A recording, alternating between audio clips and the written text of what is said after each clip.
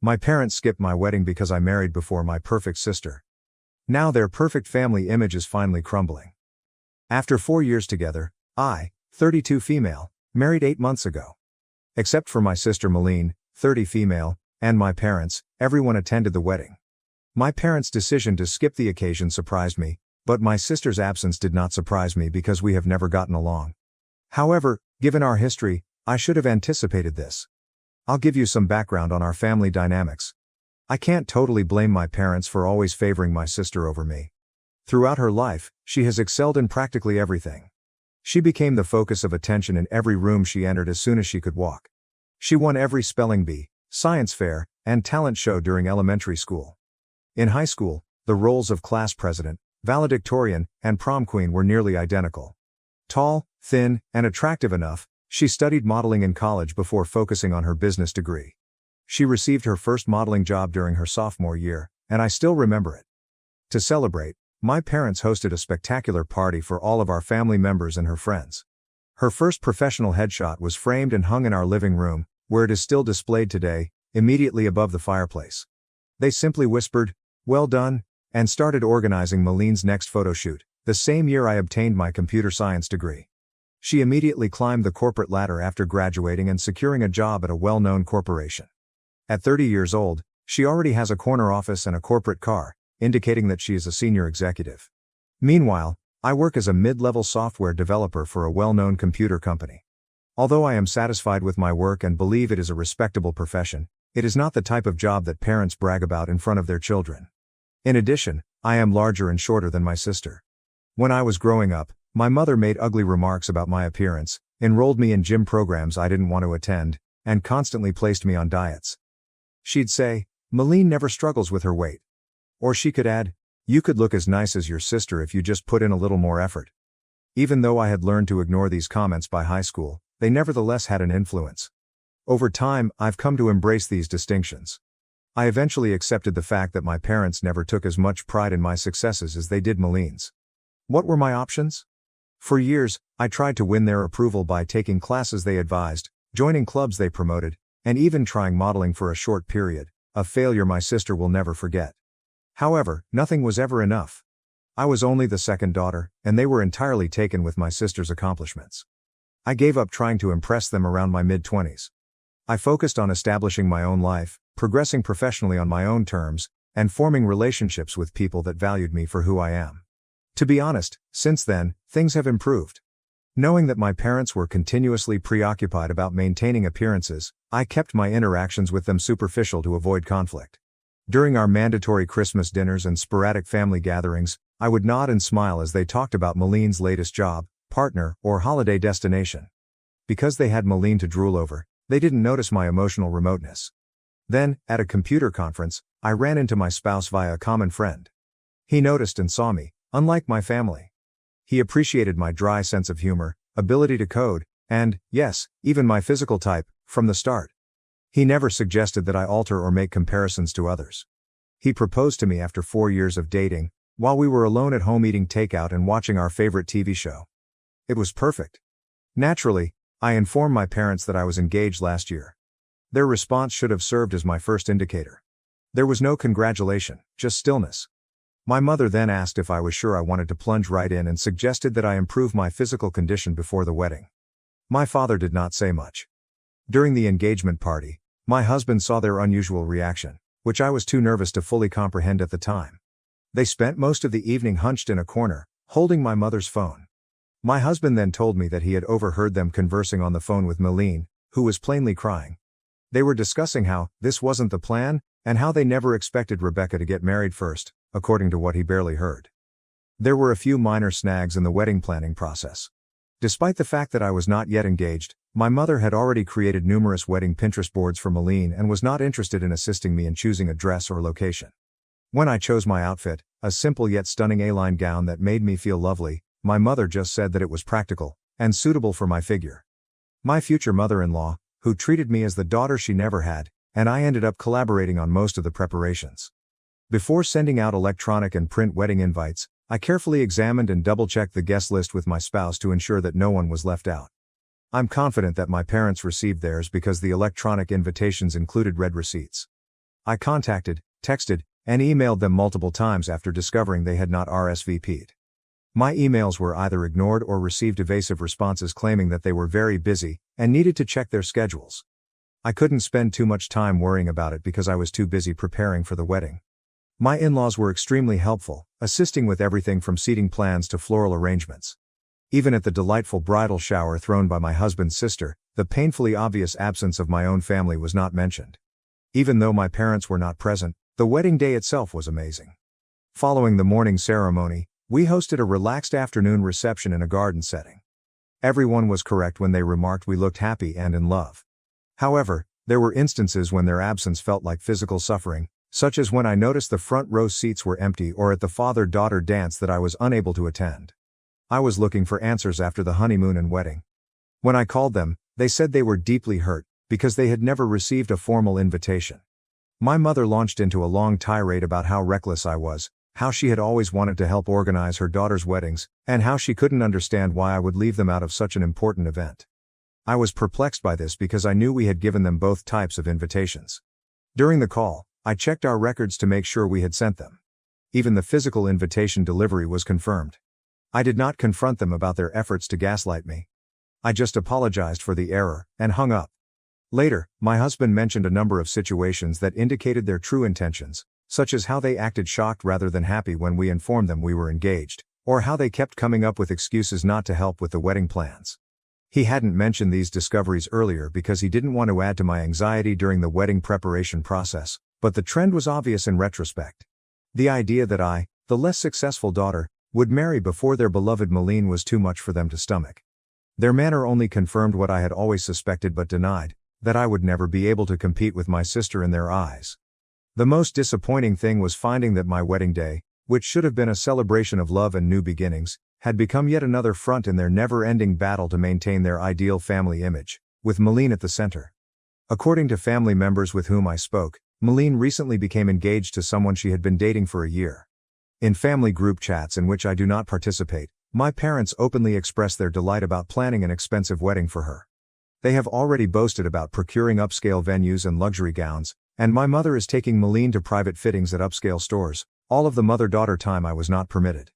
It's curious that so many of our family members have suddenly refused to attend Malene's wedding and engagement parties. My parents' conduct at my wedding appear to have become a topic of conversation among the family. When my family members ask why my parents did not attend my wedding, I just tell them what I believe to be true. They couldn't handle the thought of my marrying before their darling daughter. I report the facts as I see them, with no exaggeration or attempt to elicit sympathy. My parents contacted me a few days ago, accusing me of purposely trying to ruin Malene's wedding. According to their accusations, the relatives they've spoken to are using excuses to avoid attending any of her wedding-related events. My cousin, to whom my sister vented, advised her that people are hesitant to come because they have heard about my parents' treatment of me.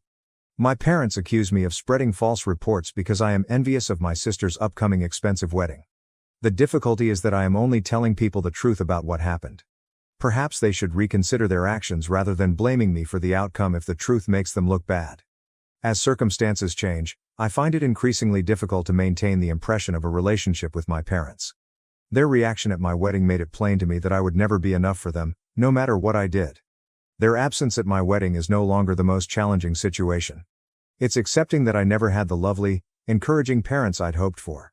I'm focusing on building a life with someone who truly values me for who I am right now, but I'll keep you posted if something significant happens. First update: many things have happened since my last post 2 weeks ago. Following your supportive statements, I decided to confront my parents about their conduct at my wedding and their present accusations that I wrecked my sister's special day. When they started emailing me about their tainted family history, I knew it was time to lay it all out. During our phone discussion, my parents instantly began accusing me of being jealous of Malene and planning the whole thing. I did something I had never done before. I agreed with them, but not in the way they expected, instead of defending myself like I typically do. I told them, "You're right. I'm not envious of Malene's work, accomplishments, or attractiveness. I'm envious of the unwavering love and support you've offered her, which you've never made an attempt to show me." There was a pause in the queue, and my mother began to argue that I was exaggerating and that they had always treated us fairly. Something shattered inside of me at that moment, and feelings that had been suppressed for years came rushing out. When Malene had a modeling callback, my mother canceled my high school graduation dinner, and her prom attire cost more than the total cost of my college textbooks for a year. I told them of each birthday when Maline's most recent triumph surpassed my own achievements. I persisted despite my father's attempts to cut me off by accusing me of exaggeration. I told them how terrible it was to see my parents' seats empty and how my mother-in-law had to assist me with everything, from wedding planning to wardrobe shopping. I also mentioned how they had spent years organizing my sister's fake wedding while showing no interest in mine. Their reactions were instructive. They flipped it on me rather than listening to any of my explanations. "Why didn't you speak out if you felt like this?" My mother insisted on speaking with them, as if I hadn't tried for years already. My father went on to imply that by addressing these feelings with our family members, I was being unfair and cruel. My mother said something at that point that helped to clarify everything.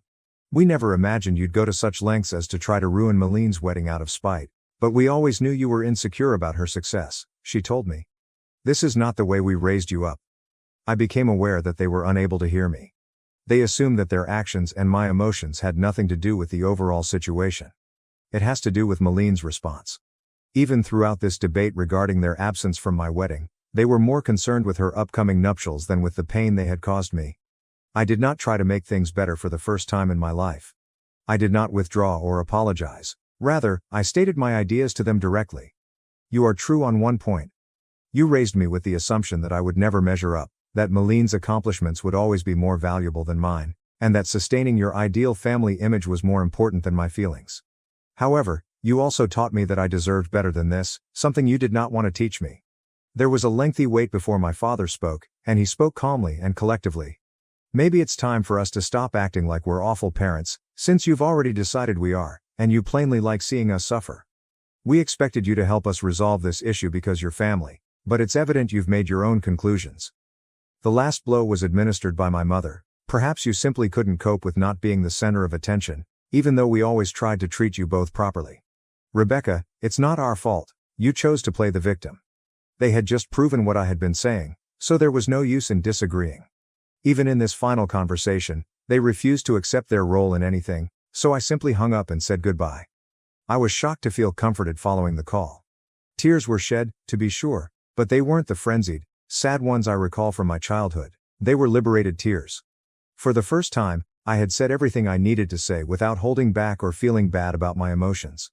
Later, my husband noticed me looking at the sunset from our back patio and sat next to me, grasping my hand without saying anything. "They'll never change, are they?" I asked him after a time. "No, but you have," he replied, squeezing my hand. "And that is what matters." He is right. I have changed. The youngster who feverishly sought her parents' approval is no longer present. They no longer need to legitimize the woman who emerged from that last conversation. Recognizing that my parents will never be the people I need them to be is hard, but it is less painful than hoping that they will change.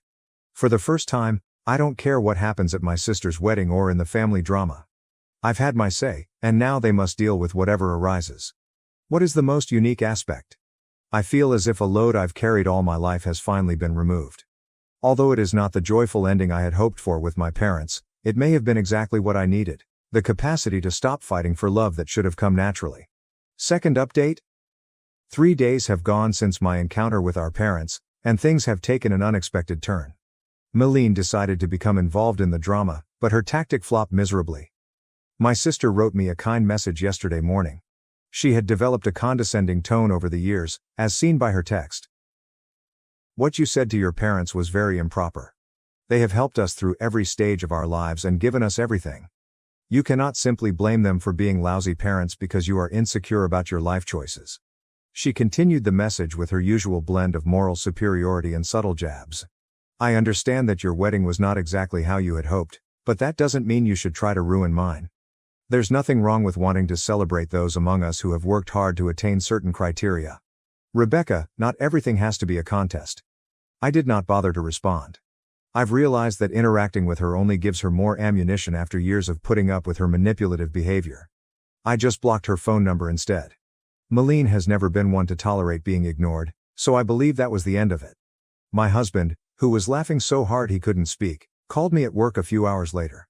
Maline was evidently unable to contact me directly, so she discovered his personal phone number, likely through a mutual acquaintance, and sent him a series of messages describing the specific reasons why our sister relationship has never been good. She began her first communication with him in a fairly professional manner. As Rebecca's sister and someone who cares deeply about our family's well-being, I feel compelled to reach out. However, it quickly transformed into her true motivations. She told my husband that he had an obligation to help me behave more appropriately because he was the new man in Rebecca's life. The messages get more patronizing. Family dynamics are complex, she explained to my husband, a professional software architect with an MBA, adding that someone with Rebecca's sensitivity might not understand the bigger picture. She recommended him to aid me in seeing reason before I irreparably harm family relationships. The main kicker, however, was her attempt to play on his perceived social climbing instincts. Actually, she wrote, "Surely you understand that maintaining good relationships with successful family members like myself could be beneficial for your future. Rebecca's behavior is only hurting her own prospects and, by extension, yours." My spouse, who has always been able to see through Maline's veneer, found her attempt at manipulation humorous. He enjoyed how she assumed that her corporate status or the promise of networking opportunities would impress him. Using his own words, "She really doesn't know me at all, does she?" When I arrived home that night, we reviewed the messages together. I was laughing with my husband rather than being insulted or outraged. It felt freeing to see Maline's dishonest methods exposed, especially when they were directed at someone who was completely immune to them. This event taught me valuable information about my sister. Despite her accomplishments and success, she remains the insecure adolescent who has to bring others down in order to feel superior. She assumed she could control me by manipulating my husband, demonstrating how little she understands about effective relationships. When her direct approach failed, she quickly shifted to attempting to use my husband against me, which was the most telling detail. She used to do just that in high school. She tried to turn my friends against me when she couldn't bully me directly. Different decade, same strategy. With this new perspective, I now see how Maline's actions extended beyond typical sibling rivalry in our early years. She made a concentrated effort to maintain her place as the favorite child, always telling our parents, and me, how much better she was. She had to overshadow my accomplishments. She had to point out my flaws to everyone I became friends with. My reaction to her games is different now. 10 years ago, her messages would have made me doubt myself. I'd have been upset and hurt 5 years ago. Today? Simply put, I'm beyond the drama and find her obvious attempts at manipulation humorous. My husband's response was great. Rather than becoming involved in her drama, he just responded, "Thank you for your concern about Rebecca's well-being." As her husband, I'm focused on supporting her happiness, not managing her behavior. I think it's best if you direct any future concerns to Rebecca directly. Have a nice day. Maline sent a final message after not receiving the required response.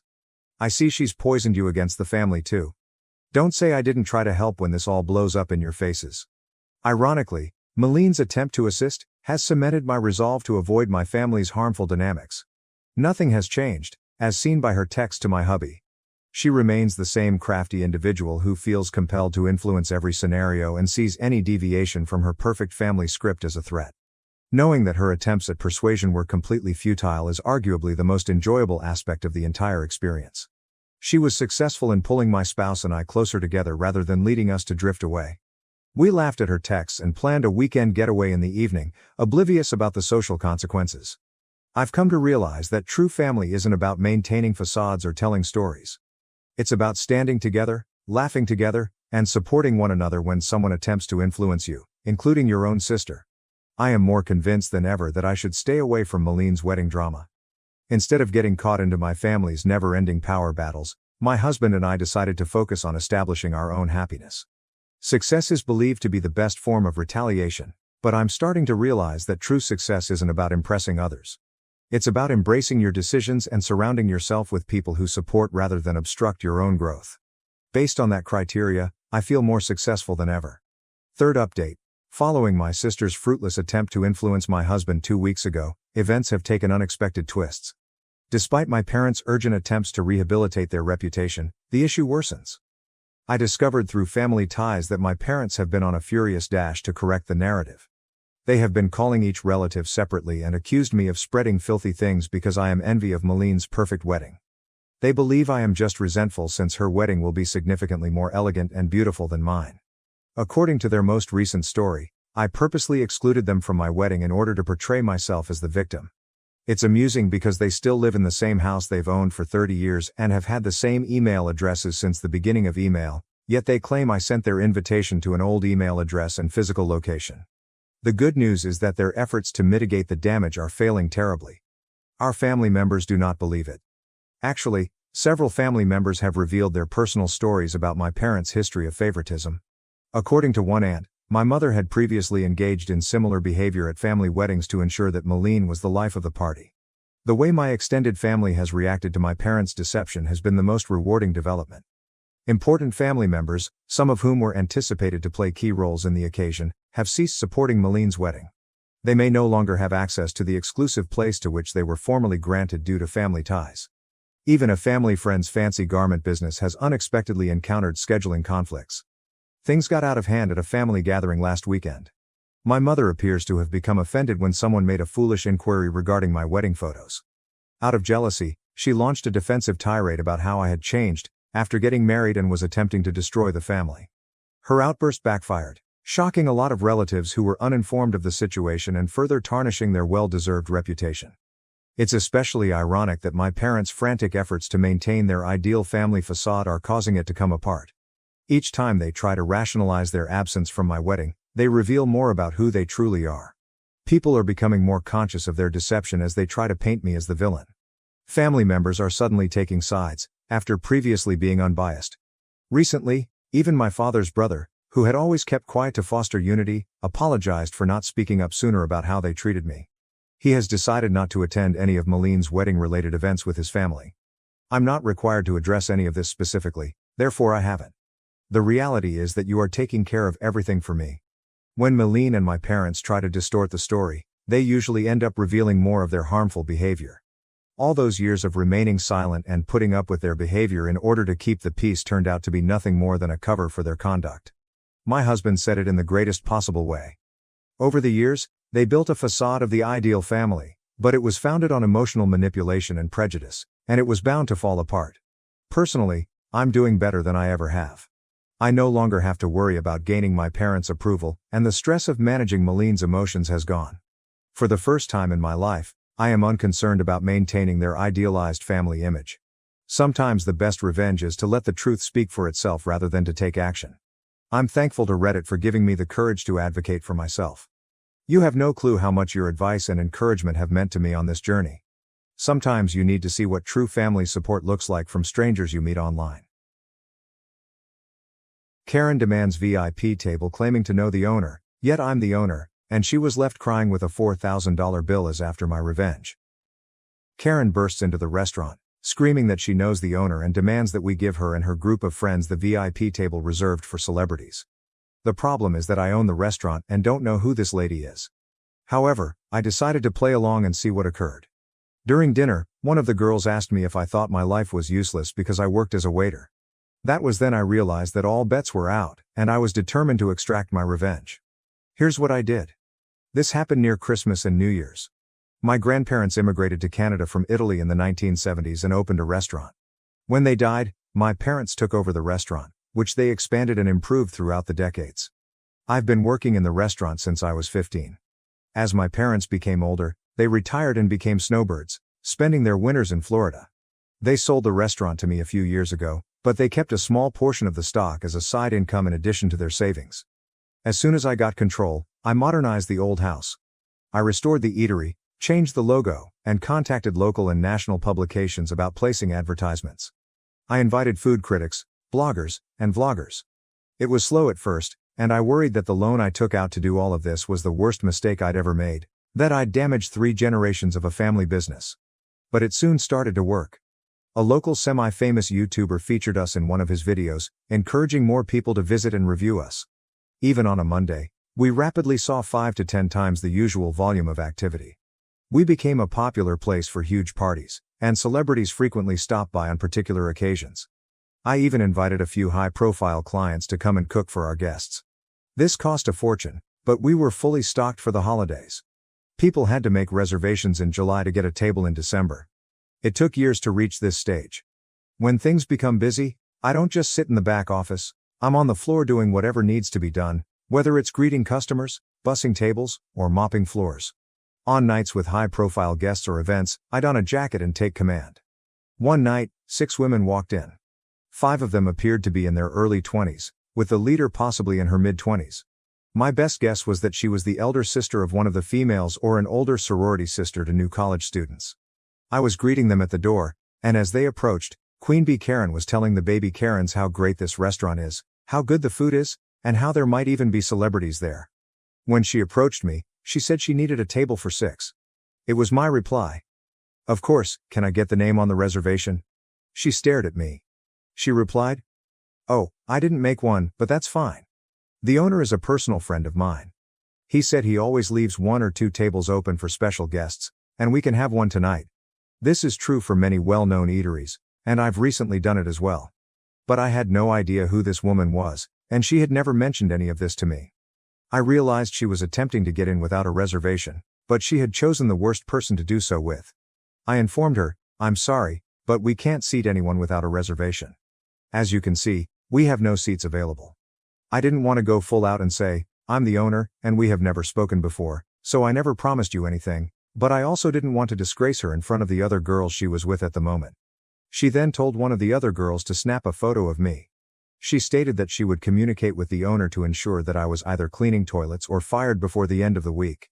The other girls behind her agreed, shouting things like, "Yeah, kiss your minimum wage job goodbye." I wasn't sure if they were in on it with her or if they really thought she knew the owner.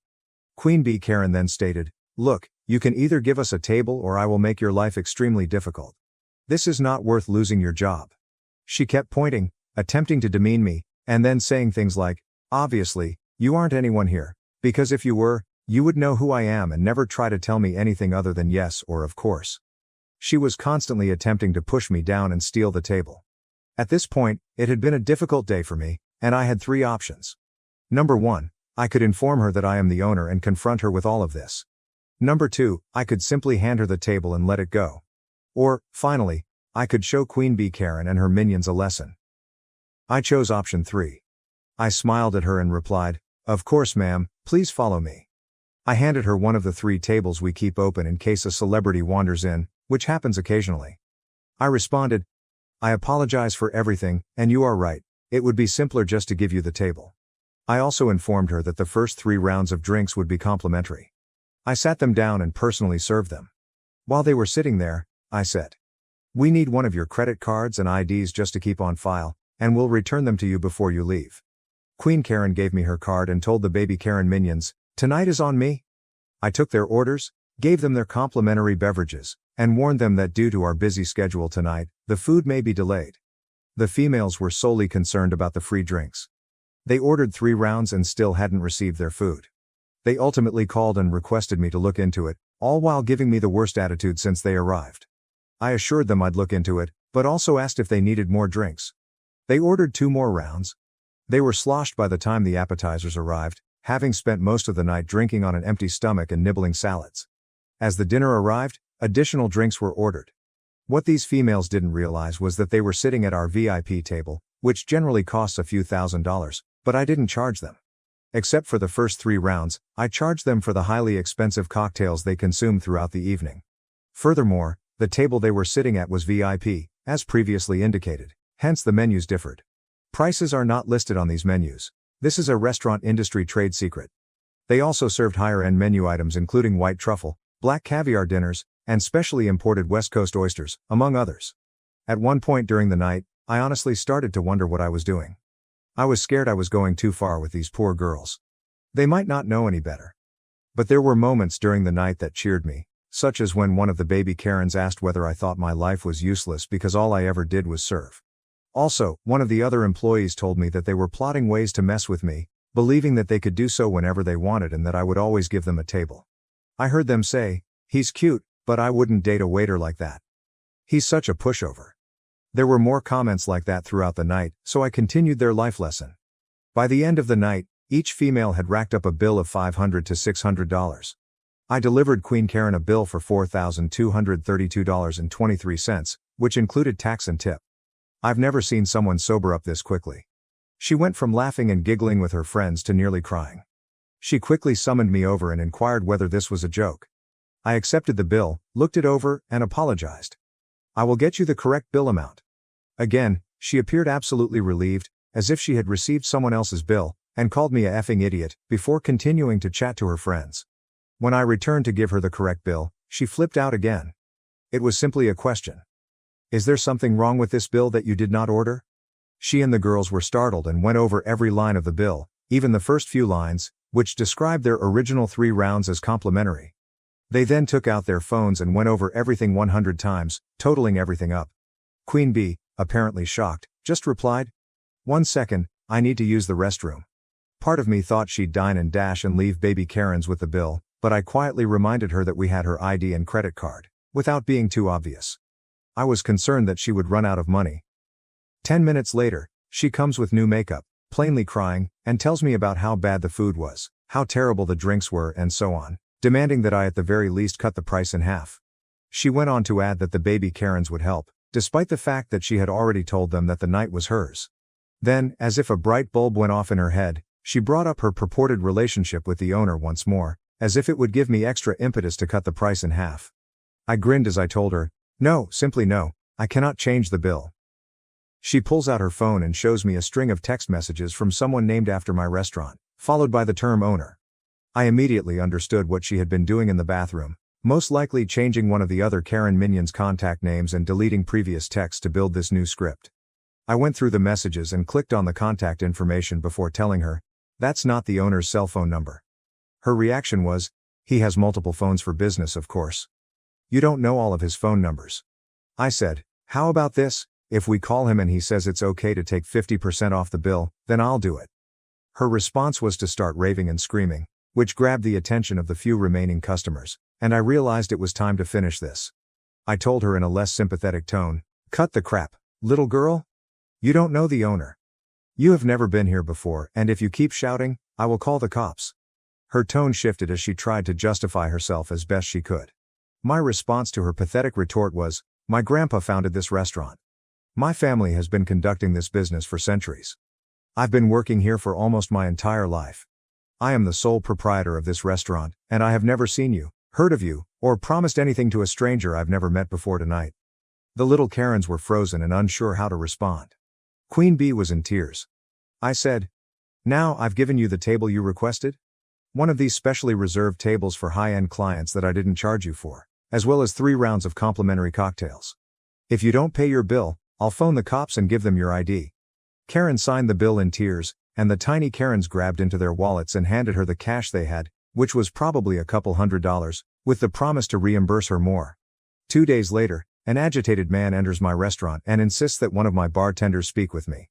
I was in the back office working, so he had to wait about a half hour. She was with him, but she kept her head down. I took them both to my office and showed him clips from the security cameras, which had especially good audio because they were in the VIP section. We needed to keep accurate records in that area due to previous unrelated mishaps. I showed him most of it, their remarks, orders, and everything.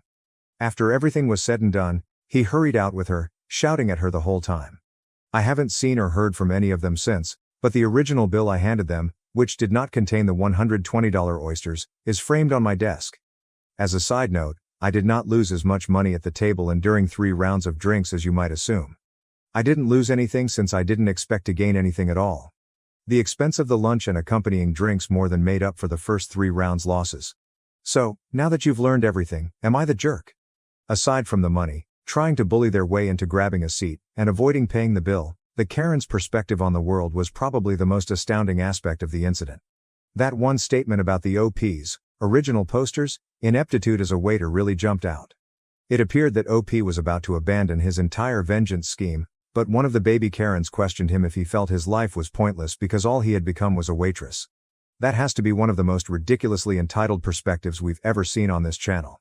It may not be as thrilling or insane as some of the other stories, but the fact that she perceives the world in this manner is plain sick. There is nothing wrong with having a job, regardless of your income. This happens frequently with jobs like janitors, and I loathe it when people think they are superior just because they do not work in those roles. There's nothing wrong with becoming a janitor. I don't understand the thinking, but in this case, she not only feels that way, but she also wants to humiliate him for having a difficult job, such as being a waiter, or so she thinks he is doing. Another thing. I'm glad this tale ended on a relatively positive note, with the father seeking to reverse the situation but becoming more upset with his daughter than the restaurant owner. The only thing that frightened me was that the restaurant was recording audio from the people sitting at that table. I'd probably avoid going to a restaurant if I knew my conversations were being recorded. Anyway, I'm pleased everything worked out for the OP, but please tell me how you would have handled the situation if it had been your business and these were your customers. Was the OP a jerk, and why?